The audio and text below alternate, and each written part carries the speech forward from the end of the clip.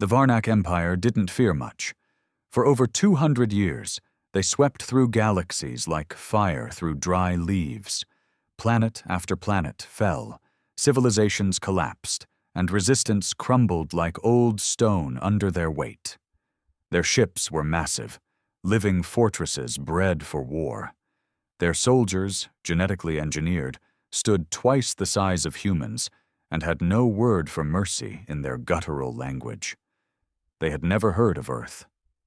Until they did. Humanity had just begun to stretch its fingers beyond the solar system. A few scattered colonies here and there, Mars, Europa, a mining outpost in Proxima Centauri. We weren't a threat. We were ants playing with rockets. But the Varnach had protocols. Eliminate before infestation, they called it.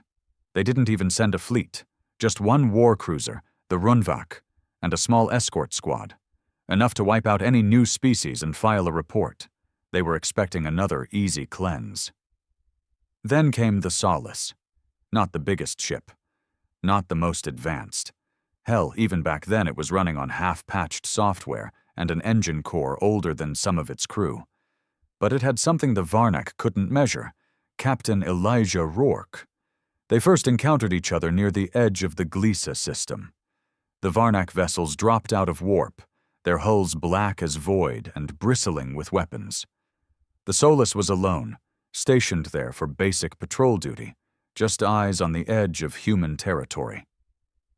Rourke didn't run. "Tell command we've got company," he said, calm as ever, lighting a cigarette in the command chair as red lights started flashing. "And prep everything we've got. We're holding this damn line." His officers looked at each other. "Captain, that's a Varnach cruiser. I know what it is," Rourke said, his voice steady. "You see another ship here ready to make a stand?" "No, sir." "Then it's us." The Solace launched every drone, armed every torpedo, and powered its main cannon, an old fusion lance that hadn't been used in 5 years. The crew braced. Everyone knew it was a suicide mission. Everyone except Rourke. Or maybe he knew and didn't care. The Varnach opened fire first. Blue plasma arcs tore through space, lighting up the void. Shields screamed under the pressure. One of the outer hull compartments burst into flame, and still Rourke barked orders like a man playing chess instead of facing death. "Divert power from the life support on Deck 4, he shouted. "I want those damn guns back online." He made every shot count. The Solace ducked, dodged, and struck back like a rabid animal. Smaller Varnach escorts were the first to go, caught off guard by the aggressive tactics. One exploded into a cloud of fire and debris. The other was crippled and drifted off into the black, its engines dead. Then it was just the Runvak and one human ship. Rourke stood up from his chair, watching the colossal cruiser loom on the screen. "Let's dance, you oversized lizard." The Runvak underestimated him. It moved in slow, steady, powerful. It wasn't built for quick kills. It expected fear, surrender, hopelessness. But Rourke didn't give them that. He gave them hell. The Solace rammed forward in a move no sane captain would have tried, slid under the Varnach's belly, and fired 2 torpedoes point blank at its undercarriage. The resulting explosion cracked through the Runvak's lower shield barrier, and for the first time in decades, a Varnach cruiser limped. Rourke grinned, blood on his forehead, sparks flying behind him. Welcome to humanity, bastards. And out there, across the stars, as military channels lit up and desperate calls were made, one message repeated over and over. The line is holding.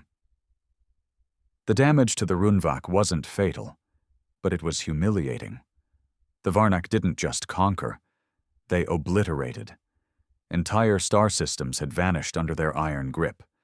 And yet here, at the edge of some forgotten system orbiting a yellow dwarf, one primitive ship had managed to tear through their armor. Not because it was stronger, but because it was angry. The Solace didn't retreat.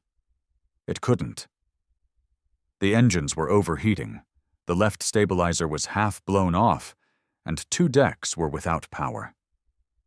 Medbay was filled with groaning bodies, and the lights flickered like the ship itself was gasping for breath.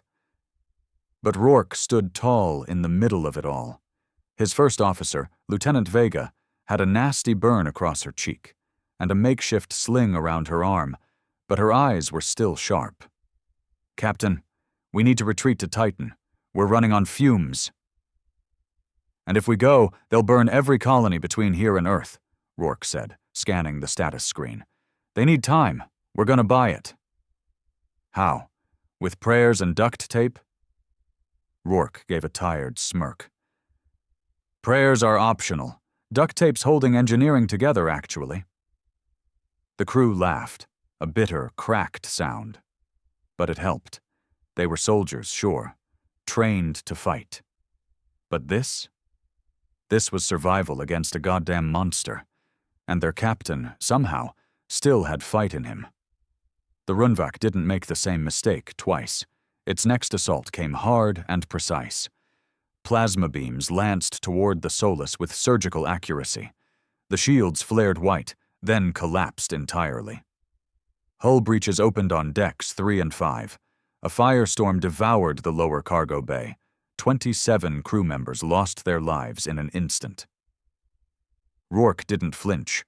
He marched to the tactical display and started plotting an intercept course. "They think we're dying," he said, half to himself. "Let's show them what dying humans can do." The Solus didn't fight back with strength. It fought back with desperation. Rourke ordered every last warhead in the arsenal prepped for close-range detonation. He turned the ship into a flying minefield. "They come too close," he told the gunnery chief. "Light 'em up. I want that cruiser to choke on our fury." When the Runvak moved in for the kill, expecting another easy demolition, it was met with wave after wave of shrapnel, molten debris, and kamikaze drones screaming across its flanks. It didn't stop the cruiser, but it slowed it. And in war, even a few minutes can change everything. Because while Rourke was holding the line, the rest of humanity was waking up. Earth's High Command received his last transmission, partially scrambled and glitching, but the message was clear. "We are not backing down. If this is our grave, we'll bury them with us." Those words hit Earth like a bolt of lightning. Civilian networks broadcast the message worldwide. Colonists on Mars, miners on Europa, freighter pilots and ex-Marines, everyone watched the lone ship standing against the impossible. Rourke wasn't just buying time. He was lighting a fire in the heart of a species. On the bridge of the Solus, Rourke wiped sweat from his brow and glanced at the cracked viewport. The Runvak was damaged again, scorch marks along its side, flickering lights along its underhull. It wasn't used to this kind of fight. It wasn't used to being challenged. "They'll call for reinforcements soon," Vega said. "So will we," Rourke replied. "And for the first time in history, humanity might actually show up." He didn't know it yet, but halfway across the system, a half-retired dreadnought called the Vanguard was warming up its engines. A Martian war clan had intercepted the signal and were already en route. Even a civilian convoy from Saturn, armed with illegal railguns and an unhealthy amount of rage, was jumping in.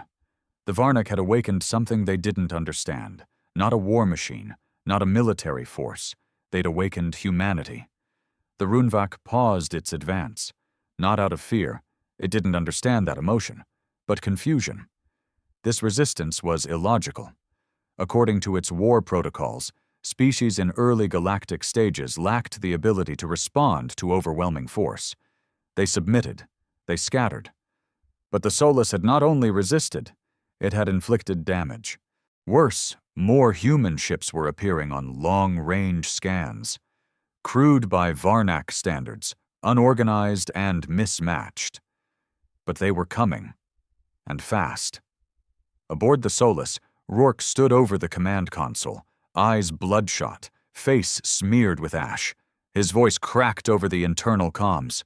"All hands, listen up, we got incoming, friendlies! They're answering the call!" A beat of silence, then cheers, muted by fatigue, grief, but real. It was hope, the kind you taste after you've swallowed nothing but dread. Lieutenant Vega leaned over the display. 3 ships just dropped out of warp, the Vanguard, the Osiris, and, oh God, that's the Iron Widow. That's a Martian war clan flagship. Rourke grinned through the pain in his side. Tell him the line still holds. Outside, space shimmered as the newcomers fell into formation behind the battered Solus. The Vanguard, twice its size, armed with mass drivers older than Earth's constitution, broadcast a single line on all channels. To whoever's knocking, Earth's not home. Try hell. The Runvak's command AI adjusted its threat assessment. Humans were no longer classified as developing species. They were upgraded to disruptive force. It responded with escalation. From hyperspace, it summoned reinforcements. 2 additional destroyer-class Varnach vessels, sleek, jagged monsters with blood-red cores. Their arrival sent ripples through the stars like a deep growl in the dark. On the Solus, warning sirens howled again. The crew didn't flinch this time. Rourke looked toward the viewport. So, they brought friends. Looks like it's a party, Vega muttered, buckling into her seat. The Iron Widow moved first, breaking formation and blasting toward the closest Varnach destroyer like a missile of rage. Martians had a reputation for being unhinged. They wore their scars like medals, their weapons illegal in every civilized system. They didn't care. They'd seen what the Varnach did to a settlement near Ceres, burned it from orbit, no survivors. The Martians hadn't forgotten. They never did. The clash was chaos. Lasers lit up the void. Metal screamed and exploded in silence. The Osiris flanked left, peppering the second destroyer with railgun slugs. The Vanguard unleashed a volley of fusion torpedoes that punched holes through enemy shielding. And still, in the middle of it all, holding the front like a stubborn ghost, stood the Solus. Half dead, leaking coolant but unmoving. They're focusing on us again, Vega called. That cruiser wants us gone. It's ignoring the others. Because we embarrassed it, Rourke muttered. Good. Let's piss it off some more. He keyed into engineering. How's my cannon, Voss? Chief Voss coughed through static. Held together by spit duct tape and a prayer to Newton, sir. That's enough. The fusion lance hadn't been fired since the first volley. Now it hummed with a soft, threatening glow. Rourke narrowed his eyes at the Runvak on screen. Line it up. I want to punch through its eye socket. As the Solus maneuvered, dodging plasma bolts with sluggish grace, the crew felt something shift. They weren't prey anymore. They were the anchor, the symbol.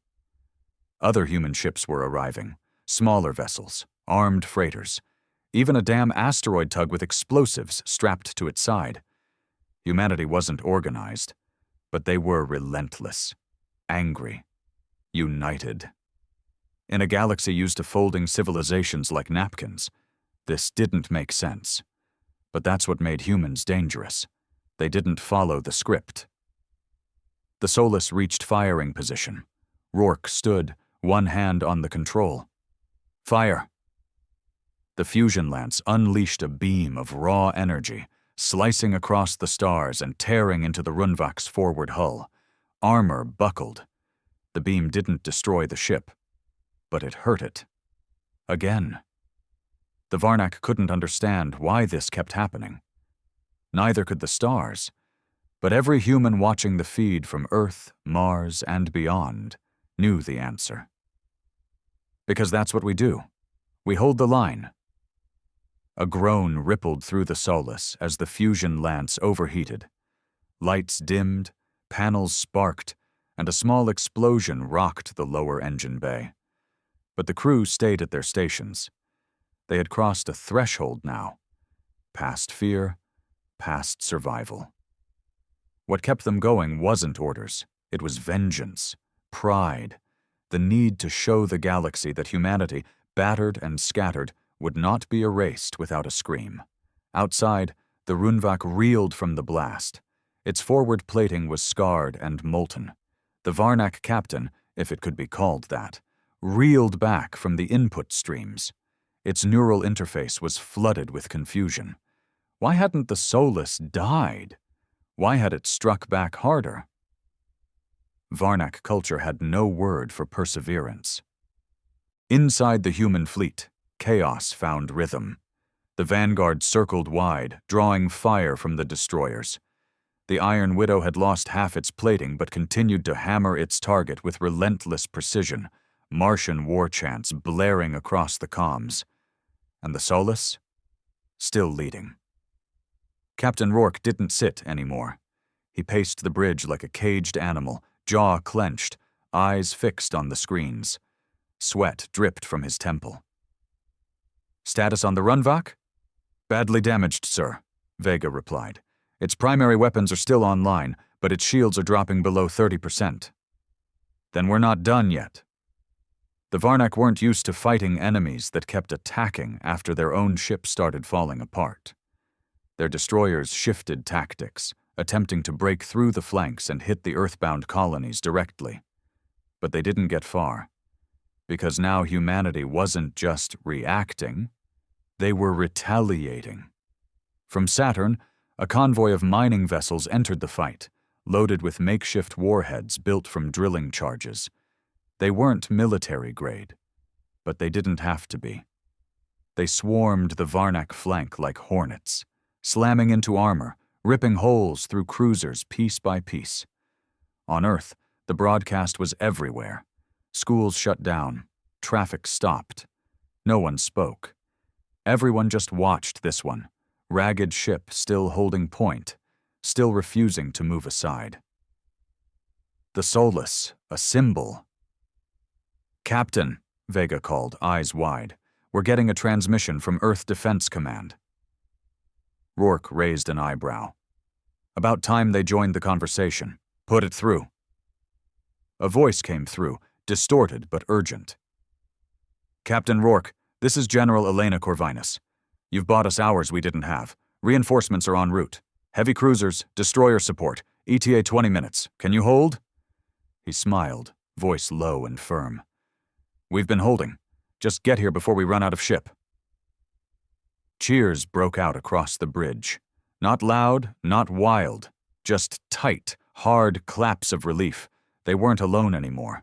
But 20 minutes was still 20 minutes. And the Runvak wasn't giving up. It powered forward, cutting through the void like a wounded beast on a killing run. Plasma turrets lit up, carving through the mining convoy, vaporizing 2 ships in seconds. One destroyer exploded, taking a section of Martian fighters with it.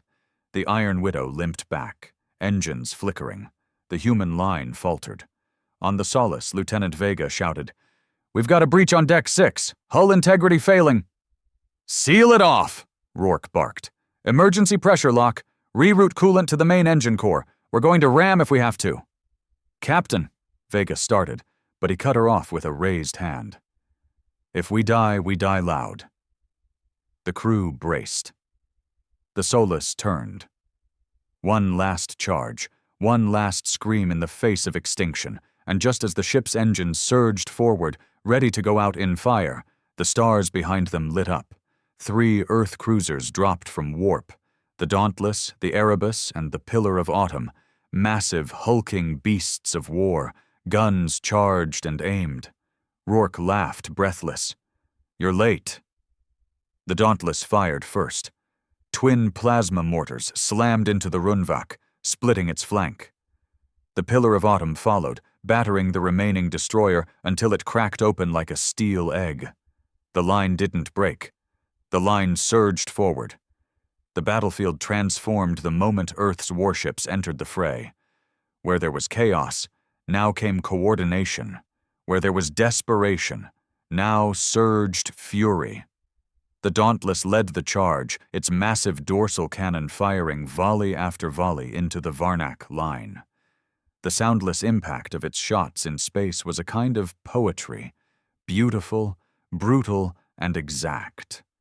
The Erebus followed on its flank, peeling off enemy fire like it was swatting flies, its shield system centuries ahead of what the Solus could manage. But no ship, not even these giants, drew more eyes than the Solus. Scorched, lopsided. One engine barely holding together, and still holding the line like it was tethered to history itself. Captain Rourke stood in silence, arms crossed as the human fleet unleashed hell. He didn't smile. Not yet. "We got comms from the Pillar of Autumn," Vega said, breathless. "Admiral Dreyfus wants to speak directly." "Tell him to hold," Rourke replied, still staring out the cracked viewport. "We've got unfinished business." The Runvak was retreating, bleeding sparks and core fluid from gaping wounds across its hull. The pride of the Varnach fleet, their conqueror of stars, was in full reverse, shield generators flickering like dying candles. But Rourke wasn't going to let it get away. Not after all this. He turned to Vega, voice low and cold. "That thing torched colonies, burned our people alive. If it leaves, it'll come back with an armada. We end it now." Vega didn't argue. She just nodded. Engineering was a wreck.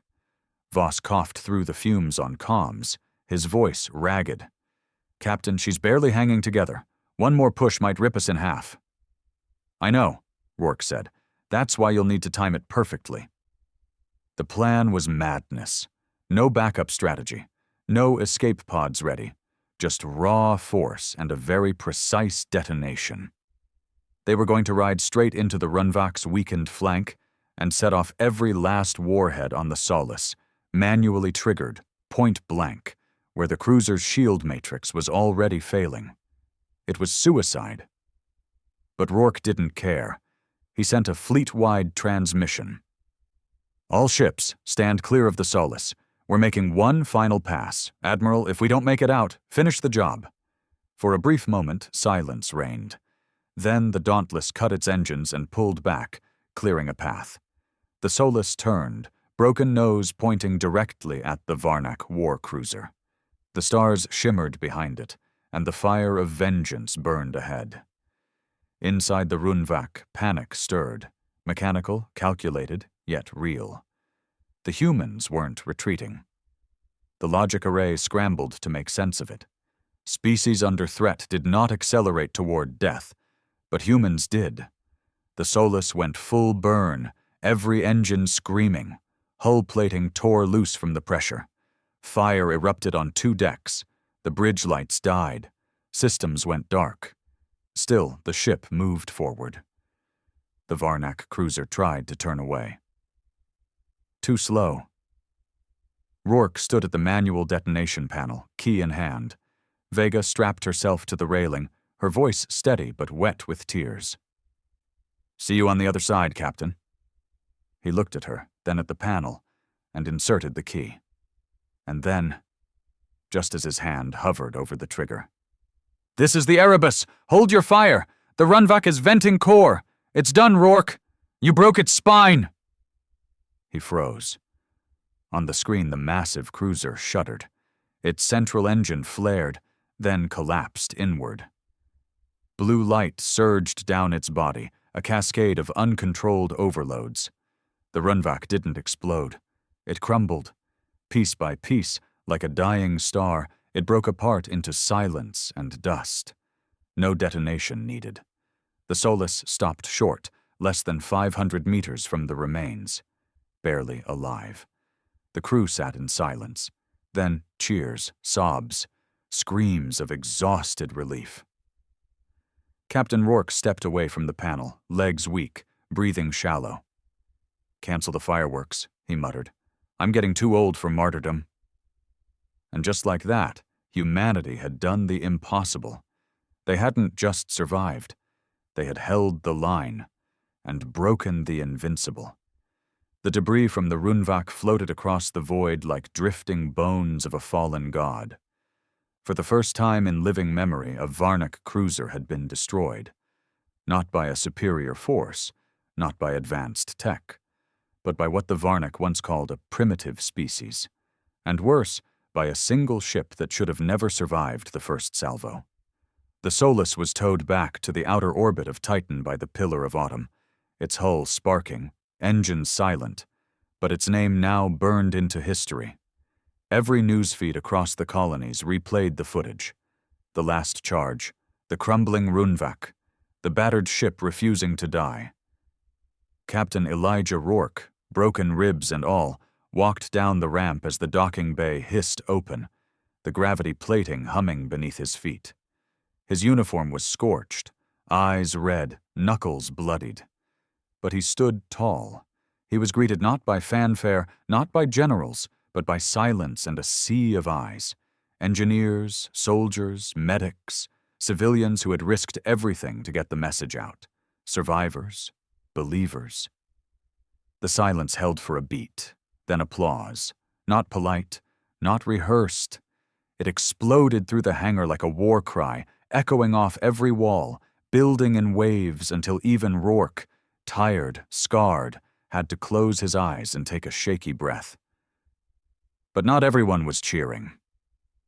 In the command tower above the dock, General Elena Corvinus watched the scene with folded arms and a scowl. She hadn't wanted this. Heroes made people harder to control. She turned to her aide. Has EarthGov authorized an official commendation? They're debating it, the aide said carefully. The Solus acted without formal clearance. They're discussing protocol breaches, collateral loss, unauthorized combat engagement. Bullshit, Corvinus snapped. They want to downplay him before he becomes a symbol they can't manage. And he was a symbol now. Across Mars, graffiti read, "Hold the line." On Earth, children played games pretending to be Captain Rourke of the Solus. On Europa, a woman kissed a photo of her dead brother who had died aboard the Solus and whispered, "You stopped them."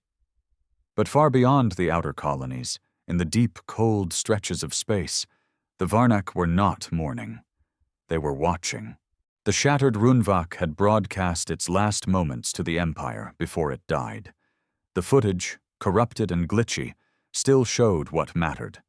A human ship, defiant to the end, refusing to move.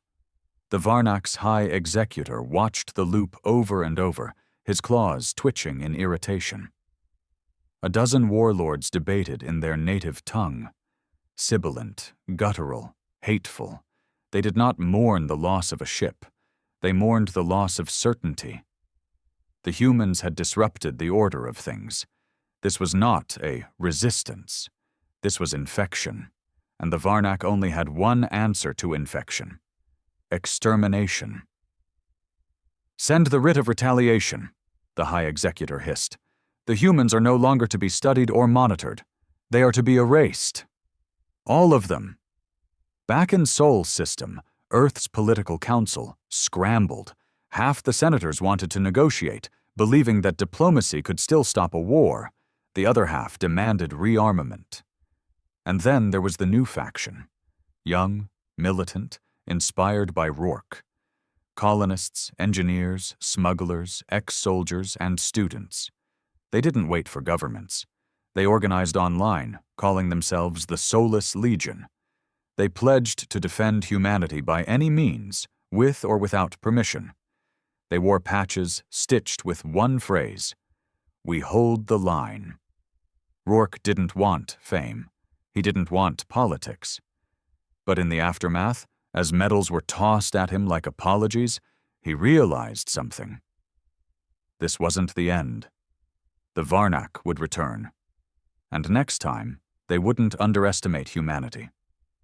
3 weeks passed since the battle. The Solus, barely a ship anymore, more like a floating coffin wrapped in legend, rested in dry dock above Mars.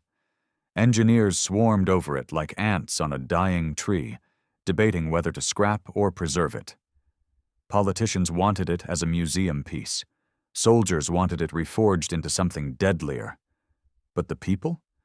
The people wanted it remembered exactly how it was. Wounded, but undefeated. Captain Elijah Rourke sat alone in a hospital wing at Armstrong Base, half his ribs still wrapped, one lung recovering from vacuum exposure. The room was quiet, clean, lifeless, the kind of sterile peace that made him itch. A soft knock broke the silence. He didn't turn. Doors open. Lieutenant Vega stepped in, her arm still in a sling, a slight limp in her walk.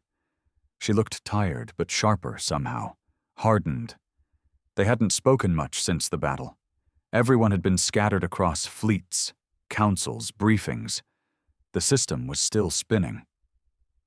"You're alive," she said, walking in and dropping a bag of lukewarm Martian coffee on the side table. "Regrettably," he grunted. "They fixed me up so I could sit in more goddamn interviews." She chuckled. "The admirals love you now. You're a propaganda machine." "Yeah? Let them put them in a ship held together with chewing gum and spite next time." He sipped the bitter drink and leaned back, groaning as his ribs protested. "EarthGov's splitting," she said after a moment. "Half want to prepare for war. Half think we should beg for peace." "They won't get peace," Rourke said quietly. "Not after what we did. Not after the Runvak. They're calling it a fluke." He turned, meeting her eyes. "We humiliated them, Vega. And humiliation for an empire like that? It's like blood in the water. They have to answer it. They'll come back." She nodded. "I think they already have." She tossed a data chip onto his tray. "Intercepted signals. Fringe colonies have gone dark. No word from Talon's Reach. A freighter limped into Europa orbit with half its hull gone. Pilot swears it was a Varnach scout wing. Small, fast, testing the outer lines." Rourke clenched his jaw. "Recon before the hammer. And EarthGov's too busy debating budget logistics and treaty wording. They're not ready. We're not ready." They sat in silence for a moment, the hum of the med-equipment the only sound between them. Then Vega leaned in. "I want to rebuild the Solace." Rourke blinked. "Rebuild?" "Not restore, not preserve. Rebuild. Make her stronger, smarter, faster, but keep the soul of her. Keep what made her ours." He looked at her for a long time. "They won't authorize that," she smirked. "Already started. The Solus Legion has engineers volunteering from all over, even Martian tech smiths. Half of them used to be criminals. Other half probably still are." He couldn't help but smile. Damn pirates are finally good for something. Vega leaned forward, more serious now. "We can't wait for EarthGov to decide who we are. We already showed the galaxy who we are. Now we need to be ready to show them again. Bigger." Rourke nodded slowly. "You get the ship, I'll get the crew." Far across space, in a cold void known only as Sector 9-5 Tau, the Varnach War Council convened in darkness. Their language was jagged, aggressive, filled with clicks and growls that sounded like metal grinding against bone. But in that massive, torch-lit chamber, no voices were raised, only the hiss of strategy. A new campaign had been approved, not for conquest, for annihilation. The Sol system was to be erased, not subjugated, not studied, not spared. An overseer drone skittered forward, projecting a distorted image of the Solus, damaged, glowing, firing into the Runvak before it collapsed. One of the Varnach warlords snapped his claw against the stone floor, hard enough to crack it. "They remember the name," the translator bot whispered into Terran Standard. "We will burn it from their memory." 30 Varnach destroyers were activated, 5 command dreadnoughts, 1 World Killer class siege engine. They were not coming to fight Earth. They were coming to cleanse it. On Earth, Rourke stood in front of a growing crowd on the launch platform at Luna Prime. He hated speeches, hated politics. But this one mattered. Behind him, the Solus hung suspended in scaffold beams, still missing entire plates of armor. But beneath the broken frame, engines had been replaced, weapons upgraded. She had a new core, and a new name: Solus Requiem. Rourke stepped forward, gripping the rail. "I don't have a speech," he said, voice echoing through the dome. "I don't have quotes from dead leaders or fancy slogans." He looked at the crowd. Martians, Earthers, Jovians, colonists, soldiers, even pirates. "All I have is what I saw." He paused, took a breath. "I saw us holding the line when everyone thought we'd run. I saw us bleed and burn and break, together. I saw an empire blink, for the first time in centuries, because of one ship and a crew that refused to kneel." He leaned forward, eyes locked on theirs. "They're coming. And next time they won't come for battle. They'll come to wipe us out. And I say we don't give them the chance." The crowd was dead silent. Then someone yelled, "We hold the line!" And another, "We hold the line!" And it grew, a chant, a roar, a wave. Rourke smiled grimly. The line would hold. But this time it wouldn't be one ship. It would be a fleet. The stars looked calm before the end. From the edge of Sol system they appeared as pinpricks of peace, cold, beautiful, distant. But just beyond Pluto's icy grave, hidden in the black, the Varnach armada emerged from the void. It wasn't a fleet, it was a sentence: 30 destroyers, 5 dreadnoughts, and in the middle of them, eclipsing even the light of distant stars, floated the HFY, the world killer. A siege engine older than many planets, capable of turning Earth's crust into vapor. Humanity's last transmission had been simple: "We are still here." And this was the Varnach's answer. Inside the HFY's command core, 1 billion nanowires pulsed across the neural chamber, feeding information directly into the overmind. It wasn't a being. It was vengeance, encoded and sentient. The Varnach didn't want prisoners. They didn't want surrender. They wanted to make an example. But this time, Earth was waiting. Near Saturn's orbit, the newly born Solus Requiem hummed with power, stronger, sleeker, still scarred with the memory of its last stand. But now, reborn as a war machine crafted by unity, rage, and defiance. Captain Elijah Rourke sat in the command chair, every nerve alight. His bones still ached from the last fight. His mind still carried the ghosts of the ones they lost. But his heart was ready. "All ships, report in," Vega called out, seated at his right, her voice cutting through the static like fire. One by one they came online. The Vanguard, Iron Widow, Osiris, Pillar of Autumn, then dozens more. Ships that hadn't existed weeks ago. Civilian convoys now armed with warheads. Retired freighters converted into missile barges. Even a few black market stealth rigs, their crews grinning like wolves in the dark. The Solus Legion was no longer a symbol. It was an army.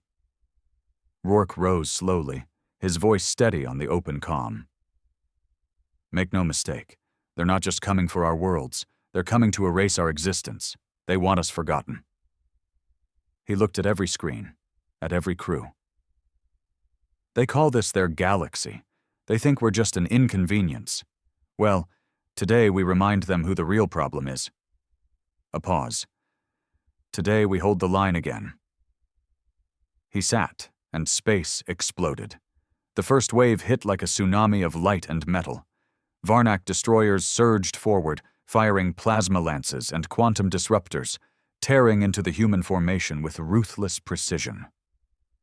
The Iron Widow took the brunt, its Martian hull groaning but unbroken.